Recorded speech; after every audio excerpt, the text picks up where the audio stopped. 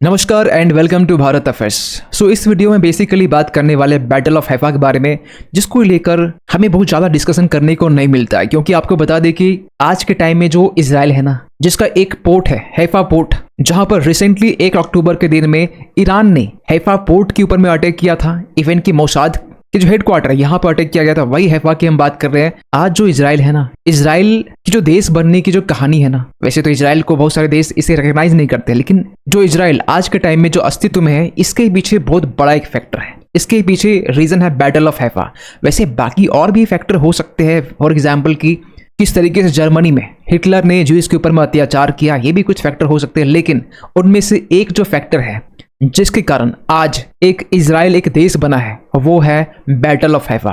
क्या ये पूरी कहानी है, इसको समझेंगे इस वीडियो में, और किस तरीके से हैफा में एक माइटी ऑटोमन एम्पायर्स के अगेंस्ट में हमारे जो इंडियन सोल्जर्स हैं, कुछ नंबर्स ऑफ इंडियन सोल्जर्स ये फाइट करते हैं और एक माइटी ऑटोमन एम्पायर को यहाँ पर बुरी तरीके से हराया जाता है। इस वीडियो में बात करने वाले हैफा बैटल ऑफ हैफा के बारे में, जिसको लेकर जो इंडियंस है ना, बहुत ज्यादा जानकारी इन्हें मालूम नहीं है, क्योंकि यहाँ पर जो आर्टिकल्स रिसेंटली पब्लिश हुए हैं, यहाँ पर ये बातें की जाती कि Indians new little about battle of Haifa. इस वीडियो में कंप्लीटली डिटेल से जानेंगे कि बैटल ऑफ हैफा में क्या हुआ।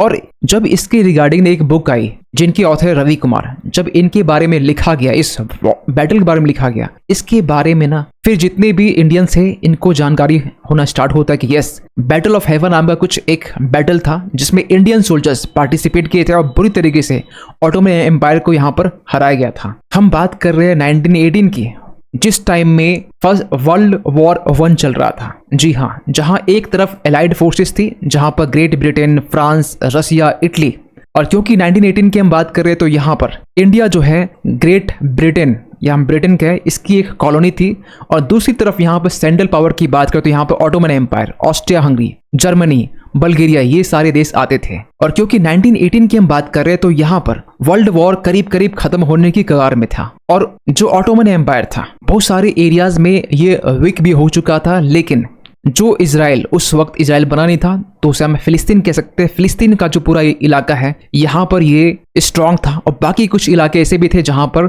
ऑटोमन एम्पायर स्ट्रांग था। लेकिन जो बैटल ऑफ हैफा है ना, जो आज के टाइम में हैफा डे भी हम लोग मनाते हैं, डेजिग्नेट किया गया है 23 सितंबर के दिन में, जहां पर 15th imperial service cavalry brigade ये पार्टिसिपेट करते हैं, और कैसे अपनी जो भूमिका है, खासकर जो सिनाई और पैलेस्टीन का जो क्रूशियल पार्ट है, यहाँ पर कैसे अपने रोल निभाते हैं, इसके बारे में इस बैटल में बात करेंगे। देखिए, आपको पहले ये बता दें कि जो 15th इंपीरियल सर्विस ब्रिगेड है ना, जिनमें से जो फोर्सेस आते थे ना इंडिया से, हैदराबाद से, मैसूर से और जोधपुर से, और इन तीनों फोर्सेस के आगे यूज किया जाता है हैदराबाद लेंसर, मैसूर लेंसर और जोधपुर लेंसर। आगे हम बात करेंगे लेंसर के बारे में ब्रीफली। लेकिन जो ऑटोमन एम्पायर जो हम बात करते ना, कि 1583 में एक बड़ा एरिया ऑटोमन एम्पायर के पास में था, जहां पर अल्जीरिया, तुनिसिया, एंटोलिया, रोमेलिया, ये तमाम जो देश है ना, ये ऑटोमन एम्पायर के अंडर में था। लेकिन शुरुआत में ऐसा नहीं था। ऑटोमन एम्पायर की शुरुआत होती है टर्की से, वो टर्की जिसे हम आज के टाइम में जानते हैं। 1300 की बात है जब ऑटोमन एम्पायर की शुरुआत हुई थी, और धीरे धीरे टाइम बीतता है। टाइम आता है 1520 के टाइम में ऑटोमन एम्पायर लार्ज हो जाता है। आप यहाँ पर देख पाएंगे जो अल्जीरिया वाला जो इलाका है, इवन की टर्की, और ऊपर जो सदर्न यूरोपियन वाला जो पार्ट है, यहाँ तक भी ऑटोमन एम्पायर फैल चुका था। इवन की यहाँ पे इजिप्ट का पूरा इलाका, फिलिस्तीन, सऊदी अरेबिया का जो सदर्न पोर्शंस, ये पूरा इलाका ऑटोमन एम्पायर के कैप्चर में था। इसके बाद और टाइम बीतता है। ऑटोमन एम्पायर एक पीक टाइम आता है, जिस टाइम में 1683 का वो टाइम जब ऑटोमन एम्पायर ने एक बड़ा एक लैंड कैप्चर कर लिया था, और ये वो टाइम था जिस टाइम में ब्रिटिशर्स भी डरते थे, क्योंकि ये ट्रेड रूट यहीं से रोक दिया गया था। इसके बाद ही यहाँ पर ब्रिटिशर्स ने यहाँ पर समुद्र के रास्ते इंडिया पहुंचते हैं, और इंडिया पहुंचने के बाद में यहाँ पर वास्को डी गामा, आपको मालूम होना चाहिए, उसमें ना जाते आपको बताना चाहते हैं कि ये वो पिक टाइम था जिस टाइम में ब्रिटिशर्स भी इस रूट से गुजरने के लिए डरते थे। और ये वो टाइम है जिस टाइम में अगर हम पूरी ग्लोब को जूम आउट करके देखें ना, तो कुछ इस तरीके का हमें वो दिखाई देगा। लेकिन टाइम बीतता है, और टाइम बीतता है 1798 का टाइम आता है, जिस टाइम में ब्रिटिशर्स इंडिया में एक टाइम तो रूल कर ही रहे थे, लेकिन धीरे धीरे ऑटोमन एम्पायर से वो फाइट भी कर रहे थे, और इनका जो प्रभुत्व है, जो डोमिनेंस है, वो कम भी करते जा रहे थे। इनके एरियाज को यहाँ पर बहुत हद तक कम भी कर दिया गया था 1798 के टाइम में। लेकिन टाइम आता है ऑटोमन एम्पायर का 1912 का, जिस टाइम में ब्रिटिशर्स इंडिया में तो एक्टिव थे ही, इंडिया में लेजिस्लेटिव से प्रोविजंस ला चुके थे। 1912 में ऑटोमन एम्पायर वीक होना स्टार्ट होता है। लेकिन ये जो पूरा इलाका है ना, यहाँ देखेंगे जहां पर आज के टाइम में इजराइल है, वो उस टाइम में फिलिस्तीन हुआ करता था। फिलिस्तीन जहां पर देश है, यहाँ पर उस वक्त भी ऑटोमन एम्पायर मजबूत और डोमिनेंस कर रहा था। लेकिन टाइम आता है 1918 के टाइम में। 1918 जब ब्रिटिश आर्मी एक प्लानिंग करते हैं कि क्यों ना ऑटोमन एम्पायर जो आज के टाइम में ना, जो 1912 की हम बात कर रहे हैं, जो सऊदी अरेबिया का कुछ हिस्सा कैप्चर किया हुआ है, इजिप्ट में भी कुछ कैप्चर है, फिलिस्तीन, सीरिया, जॉर्डन, ये पूरा इलाका कैप्चर जो किया हुआ है, इसे कैसे छुड़ाया जाए। एक प्लानिंग की जाती है और ये प्लानिंग की जाती है कि यहाँ पर किस तरीके से इंडियन सोल्जर्स को यहाँ पर यूज किया जाए, क्योंकि 1912 के टाइम में ना ब्रिटिश सोल्जर्स एक अपने आप में वीक तो हो चुकी थी और ब्रिटिश सोल्जर्स पूरी दुनिया में कहीं कहीं बटी हुई थी। यहाँ पर ब्रिटिशर्स ने ये सोचा कि यहाँ पर इंडियन सोल्जर्स को यूज करना सही होगा। कुछ सोल्जर्स इंडिया से मंगवाया जाता है और कुछ सोल्जर्स जो फ्रांस वाले इलाके में कुछ डिप्लॉयड थे, यहाँ से मंगाए जाते हैं। और इसके बाद में शुरुआत होती है बैटल ऑफ हैफा का, जहां पर हमारे जो इंडियन सोल्जर्स हैं, जिनके पास में कोई भी आर्टिलरीज गन नहीं है, कोई मशीन गन नहीं है, वैसे मशीन गन बहुत ज्यादा एडवांस तो नहीं था, लेकिन हाँ उस वक्त नाम के जो मशीन गन थे वो उस टाइम में जर्मनी एंड ऑटोमन एम्पायर के पास में था। और इंडियन सोल्जर्स के पास में महज एक लेंसर हुआ करता था। एक लेंसर, आगे हम बात करेंगे, उस लेंसर के ही जरिए किस तरीके से हमारे जो इंडियन सोल्जर्स हैं ऑटोमन एम्पायर को डिफीट करते हैं वर्ल्ड वॉर 1 के दौरान में। ये एक अपने आप में हिस्टोरिकल है, क्योंकि यहाँ पर जिस तरीके से इंडियन सोल्जर्स ने एक स्ट्रेटेजी बनाई कि जो मैसूर लेंसर है, पहले आपको लेंसर ही बताते लेंसर क्या होता है। लेंसर एक्चुअली यहाँ पर लेंस से बना हुआ है। देखिए ये जो आगे वाला पोर्शन है ना, ये पोर्शन आप इस इमेज में अच्छे से देख पाएंगे, ये जो आगे का पोर्शन है ये लेंस हुआ और इसी चलाने वाला लेंसर कहलाता है। तो यहाँ पर एक कैवेलरी यूनिट है जिसे नाम दिया गया मैसूर लेंसर, जोधपुर लेंसर। तो यहाँ पर इंडियन सोल्जर्स ने यहाँ पर ये देखा कि हैफा में और खासकर जो माउंट कार्मेल है ना, किस तरीके से जो ऑटोमन एम्पायर के जो ट्रूप्स है वो हैफा के जो माउंट कार्मेल है टॉप में यहाँ बैठे हुए थे और ये लोग वेट कर रहे थे कि अगर इंडियन सोल्जर्स आएंगे, अगर ब्रिटिश की आर्मी यहाँ पर आती है, क्योंकि आपको पहले ही बता दें कि जो हैफा में जो इंडियन सोल्जर्स यहाँ फाइट कर रहे थे, इसे लीड करने वाला भी यहाँ पे इंडियंस ही था। यहाँ ब्रिटिशर्स अपनी लीडरशिप नहीं दिखाए थे यहाँ पर, और ऑटोमन एम्पायर ये वेट कर रहे थे कि यहाँ पर इंडियन सोल्जर्स आएंगे, अगर ये लेफ्ट से आएंगे, राइट से आएंगे, सामने से आएंगे, देख लेंगे हम लोग। यहाँ पर मैसूर लेंसर ने यहाँ पे ये किया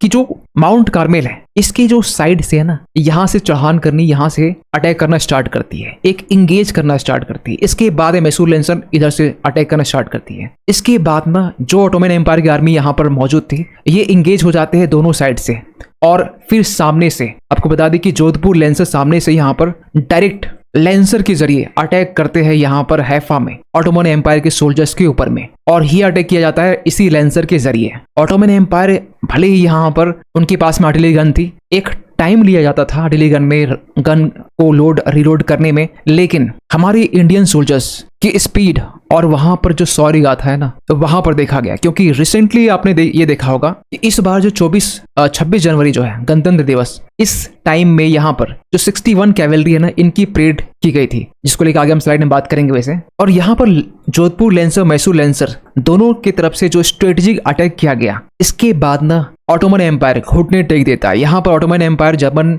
जो प्रिजनर्स थे वो 1350 को कैप्चर कर लिए जाते हैं। जो इनके पास में आर्टिलरी गन थी, मशीन गन थी, इसे भी यहाँ पर कैप्चर कर लिया जाता है हमारे लेंसर्स की तरफ से। लेकिन आपको बता दें कि हर एक बैटल में, हर एक वॉर में कैजुअलिटीज होती है, और हमारी तरफ से भी हुई। हमारी तरफ से 8 लोग वीर गति को प्राप्त हुए, 34 लोग यहाँ पर घायल हुए थे गंभीर रूप से, और हमारे पास में जो हॉर्सेस थे ये भी कुछ मारे गए थे और कुछ इंजर्ड हो गए थे। और इनमें से एक नाम आता है दलपतवंत सिंह शेखावत जी का, जो जोधपुर रेजिमेंट से बिलोंग करते हैं। और आज के टाइम में ना हैफा, जो कि ग्रेट वॉर माना जाता है, यहाँ पर हमारे इंडियन जो हीरोज है इन्हें सैल्यूट किया जाता है। लेकिन जो लेंसर, चाहे जोधपुर लेंसर हो या फिर मैसूर लेंसर हो, जब भी हम बात करते हैं ना, इनका फिर क्या हुआ हमारे देश में आजादी के बाद 1947 के बाद में। देखिए आपको बताते, पोस्ट इंडिपेंडेंस के बाद में जितने भी लेंसर्स थे ना, क्योंकि उस टाइम में जो प्रिंसली स्टेट्स थे इसे एबोलिश कर दिया गया था। इसके बाद में जो लेंसर्स थे का जो कॉन्सेप्ट है, इसे हटाकर 61 कैवेलरी नाम रख दिया गया। और इस 61 कैवेलरी में आप यहाँ पर देख पाएंगे ग्वालियर लेंसर, जोधपुर लेंसर, तमाम जो लेंसर है ना इसमें शामिल थे।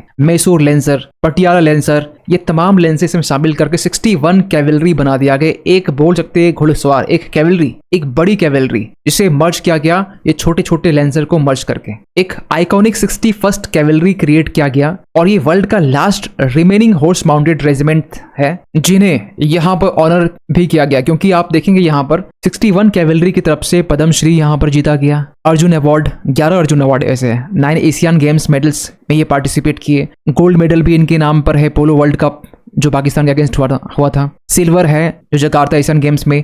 तमाम जो ऑनर्स है इनके नाम पर यहाँ पर डेडिकेटेड है। इवन कि हम लोग 61 कैवेलरी जो परेड है, वैसे तो फर्स्ट टाइम इसे इस बार गणतंत्र दिवस में इसे यहाँ कर्तव्य पथ में परेड करवाया गया था। और ये वर्ल्ड का only active host cavalry regiment है जो आज के टाइम में इंडिया के पास में है। लेकिन आपको बता दें कि बैटल ऑफ हैफा जिसमें जोधपुर लेंसर्स ने अपनी तरफ से एक इंपॉर्टेंट रोल प्ले की थी, खासकर जो ऑटोमन एम्पायर जो तुर्क है इसे अपरूट करने में और इजराइल जैसा देश बनाने में। लेकिन इसी बीच में यहाँ पर हमारे जो इंडियन फोर्सेस है इनका एक रोल आता है अब्दुल बाहा को रेस्क्यू करवाने में। इनके पिता का नाम था बाहुल्ला और बाहुल्ला के नाम से एक फेथ जो कि इंडिया में भी कहीं ना कहीं इन्हें माना जाता है, आगे हम इस पर बात करेंगे। लेकिन आपको बता दें कि जो बाहा फेथ है ये बाहुल्ला जो अब्दुल बाहा है इनके पिता के नाम से यहाँ पर रखा गया था। और जो बाहुल्ला है इन्हें यहाँ पर ऑटोमन रूलर की तरफ से इन्हें डेथ सेंटेंस दिया गया था। इसके बाद में अब्दुल बाहा को यहाँ पर इंडियंस की तरफ से इस बैटल ऑफ हैफा में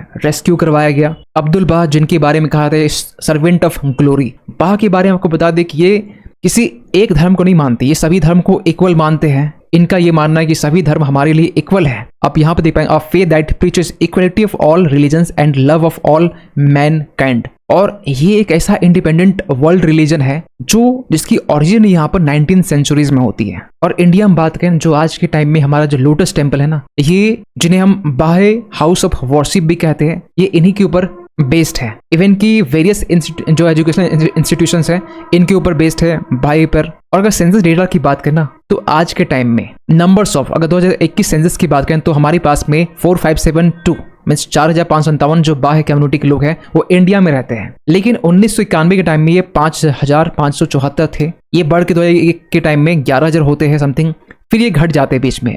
और ऐसा इसलिए होता है क्योंकि 1971 का जो सेंसस है उनमें से एक बात लिखी गई थी क्या कि शेड्यूल्ड कास्ट जो होंगे वो ओनली बिलोंग करेंगे हिंदू और सिख रिलीजन में। और क्योंकि इसके पहले जो बाह्य कम्युनिटी के जो लोग थे वो शेड्यूल्ड कास्ट में आते थे तो इनके पास में शेड्यूल्ड कास्ट का जो दर्जा वो छीन जाने लगा। और इसी कारण ये कन्वर्ट होकर ये या तो ये सिख में या फिर हिंदू में कन्वर्ट हुए। और इसके बाद में जो इनकी पॉपुलेशन है रियलिटी में वो घट गई 2011 के सेंसस में। लेकिन जिस तरीके से हैफा का लिबरेशन हुआ, जिस तरीके से हमारे इंडियन सोल्जर्स एक इंपॉर्टेंट रोल प्ले किए, जोधपुर लेंसर्स की बात करो चाहे मैसूर लेंसर्स की बात करो, हो एक ऑड सी सिचुएशंस में हालात में यहाँ पर इजराइल को यहाँ पर जो मॉडर्न डे इजराइल है यहाँ पर जाकर फाइट करते हैं। और किस तरीके से ऑटोमन एम्पायर को यहाँ पर बुरी तरीके से हराया जाता है। ये चीजें ना 1920 के टाइम में जब यहाँ पर ऑटोमन एम्पायर बिल्कुल कंप्रेस होकर एक छोटे से टुकड़े में सिमट गया, मतलब ये आज के टाइम में ना जो टर्की है ना वही टर्की ऑटोमन एम्पायर बना हुआ था 1918 से पहले की हम बात कर रहे हैं। वो इस छोटे से एरिया में ये कॉन्सेंट्रेट होकर रह गया। और इस तरीके से ये जो बैटल है ना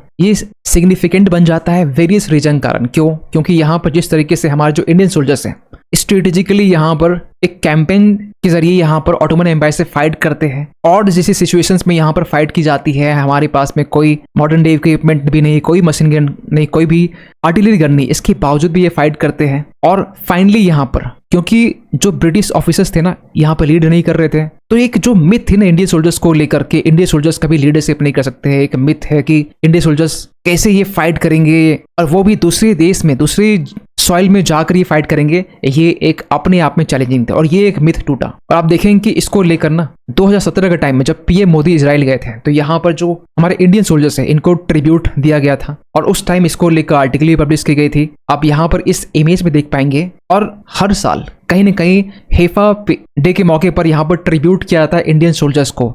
इजरायली भी इस डे को यहाँ पर हमारे इंडियन सोल्जर्स को ट्रिब्यूट देते हैं, वहाँ की जो गवर्नमेंट है वो ट्रिब्यूट देती है। लेकिन इस साल अगर आप देखें ना, क्योंकि इस साल आप देखेंगे इजराइल और हमास, हिजबुल्लाह, ईरान के बीच में जो कॉन्फ्लिक्ट देखे जा रहे हैं, इसके कारण जो इवेंट जो लिबरेशन ऑफ हैफा के यहाँ पर को लेकर यहाँ पर ऑब्जर्व की जानी थी, इसे यहाँ पर कैंसिल कर दिया जाता है क्योंकि यहाँ पर इस रीजन में पिछले साल से एक टेंशन बना हुआ है। हम बात कर रहे हैं 7 अक्टूबर से, जब से इजराइल हमास के बीच में वॉर स्टार्ट होती है। खैर आपको ये बता दें कि यहाँ पर जो हमारे हीरोज ऑफ हैफा है, इसको लेकर ना दिल्ली में 3 मूर्ति चौक भी बनाया गया। वैसे इस 3 मूर्ति चौक का नाम जो है ये बदल कर 3 मूर्ति हैफा चौक रखा गया था, जब यहाँ पर 2018 के टाइम में इजराइल के जो prime minister Benjamin Netanyahu India आते हैं, उसके बाद में इनका नाम चेंज कर दिया जाता है। तो आप देख पाएंगे मिनिस्ट्री ऑफ एक्सटर्नल अफेयर्स की तरफ से जो स्पोक्स पर्सन है रणधीर जायसवाल, इनकी तरफ से ट्वीट किया जाता है। इसके अलावा यहाँ पर 3 मूर्ति भवन भी है जिनका रीनेम करके रिसेंटली इसे prime minister museum and library society बना दिया जाता है। वैसे इनका नाम पहले भी कुछ और था, इनका नाम पहले फ्लैग स्टाफ हाउस था 1947 से पहले, इन्हीं का नाम चेंज करके 3 मूर्ति भवन, फिर बाद में इसे prime minister museum and library society बनाया जाता है। इसके अलावा इजराइल की स्टाम्प जो है इंडियन कैवेलरी के नाम से यहाँ पर इशू की जाती है। आप यहाँ पर देख पाएंगे जहाँ पर लिखा हुआ है Israel released a stamp honouring the Sikh battalion who saved Haifa 100 years back. We probably don't even know of it. The Israeli have included it in the school's textbook of history. Even कि आज के time में ना जो हेफा battle है, Israel के जो schools हैं, जो वहाँ का टेक्स्ट बुक है, वहाँ पर भी इस वॉर को मेंशन किया जाता है, इस बैटल को मेंशन किया जाता है। और इंडियन जो इनकी सॉरी गाथा है, जो इनकी पराक्रम है, इनके बारे में अच्छे से सुनहरे अक्षरों में लिखा जाता है। और हम लोग हर साल 23 सितंबर को हम लोग हेफा लिबरेशन डे भी ऑब्जर्व करते हैं। और इस बैटल का जो आउटकम है ना, अगर देखें तो पहली बात तो ये है कि किस तरीके से यहाँ पर हमारे कुछ numbers of Indian soldiers Ottoman Empire के जो मोराल है ना, ये पहले ब्रेक करते हैं। और मेजर आउटकम हमें देखने को मिलता है, खासकर जो ब्रिटिश गवर्नमेंट है ना, जो एक रेसियल बैरियर करके रखे हुई थी, इससे ब्रेक करने में। इवन कि इसके बाद ना ये बातें निकल के आती थी कि जो इंडियंस वो लीडरशिप रोल प्ले नहीं कर सकते हैं, लेकिन इसके बाद में किंग्स कमीशन बनता है और ये चीजें कहीं ना कहीं इसे सीरियसली लिया जाता है कि यहाँ पर अब यस कि इंडियंस के पास में एक लीडरशिप क्वालिटीज है, गुड ऑफिसर बनने की क्वालिटीज है। और क्योंकि वर्ल्ड वॉर 1 जो है वो खत्म होने के कगार में था, एक हिस्टोरिकल चेंजेस अरब वर्ल्ड में हमें देखने को मिल रहा था और इजराइल जैसा जो देश है वो भी कहीं ना कहीं क्रिएशन में था। वही इजराइल जो 1946 के टाइम में जो आप व्हाइट डॉट देख पा रहे हैं ना, ये वाला इजराइल है, ये over the time with in हम कह कि 1 साल में ना अपनी जो एरियाज है वो बढ़ाता है। इसके बाद में 67, इसके बाद में और वो बढ़ाता है। पैलेस्टीन कंप्रेस होके एक हेफा में ये हमास जो गाजा पट्टी यहाँ पर सीमित होते हैं और पैलेस्टीन ये जो इलाका यहाँ पर होते हैं। इसके बाद में 2010 का मैप देखें तो बिल्कुल ये डॉटेड डॉटेड पैलेस्टीन बन जाता है और यहाँ पर भी डॉटेड डॉटेड यहाँ पर एक गाजा पट्टी है। इवन कि इजराइल अब ये भी सोचता है कि यहाँ पर एक ग्रेटर इजराइल बनाया जाए और इस ग्रेटर इजराइल में इजराइल के पास में आधा सऊदी अरेबिया वाला पूरा एरिया हो, सीरिया हो, लेबनान हो, जॉर्डन हो, इराक का कुछ पोर्शंस हो, इवन कि कुछ ईरान का भी एरियाज ये दिखा के कहते हैं कि यस ये हमारा एक ग्रेटर इजराइल है जिसमें इजिप्ट का भी कुछ पार्ट इसमें इंक्लूड होता है। सो ये रही बैटल ऑफ हैफा के बारे में। ऐसा बैटल जो आगे फ्यूचर में और हमें कभी देखने को नहीं मिलेगा क्योंकि ऑटोमन एम्पायर अब अस्तित्व में नहीं है। और फाइनली आपसे पूछना चाहूंगा एक क्वेश्चन ये है कि सूमी नागा ट्राइब जो कि प्रीडोमिनेंटली किस स्टेट में पाए जाते हैं? यहाँ पर आपके पास में ऑप्शन है आसाम, नागालैंड, मणिपुर या फिर मिजोरम। सही आंसर कीजिएगा कमेंट सेक्शन पे। मिलते किसी अगली वीडियो में, तब तक के लिए थैंक यू सो मच।